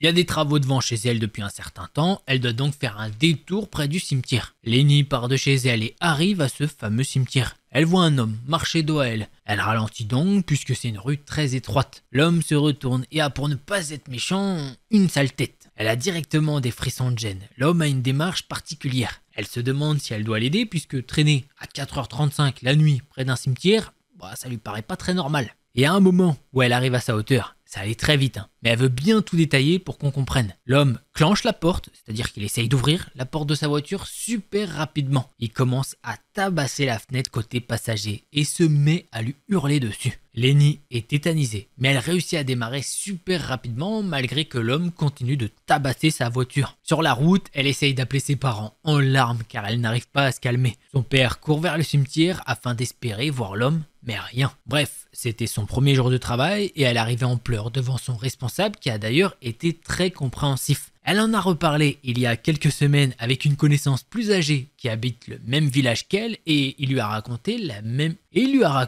qu'à la même période, une chose similaire s'est produite et que plusieurs personnes ont témoigné d'hommes suspects se jetant sur le pare-choc des voitures. Elle ne sait pas dans quel but par contre. Lenny aimerait rajouter un détail qui a son importance. 2-3 jours avant cet événement, elle était en ville avec une amie qui a réussi à activer le verrouillage automatique de sa voiture. Elle la remercie encore puisque sans ça, l'homme aurait réussi à ouvrir la portière et qui sait ce qu'il aurait pu faire. Et voilà, c'est comme ça que se termine ce thread. Ma foi, très chelou. C'est bizarre qu'il y ait plusieurs personnes apparemment qui jettent sur les pare-brises, sur les machins. Et en plus, près d'un cimetière, c'est quoi? C'est des zombies. Parce que clairement, c'est chelou. Bref, non, j'imagine que c'est un vrai gars, hein. Mais wow, la dinguerie. Et tu te dis, 2-3 jours avant, l'ami qui a réussi à bloquer les portières automatiques. Merci beaucoup. Et un grand merci à toi de nous avoir partagé ton histoire. Voilà en tout cas les petits potes, j'espère que vous avez kiffé ces threads. Si c'est le cas, vous connaissez, un petit pouce bleu et un abonnement. N'oubliez pas le pouce bleu et si jamais vous en voulez plus, je vous invite à cliquer sur l'une de ces 2 vidéos là. Allez, c'était Delcor, en attendant la prochaine vidéo, portez-vous bien, tous les petits potes.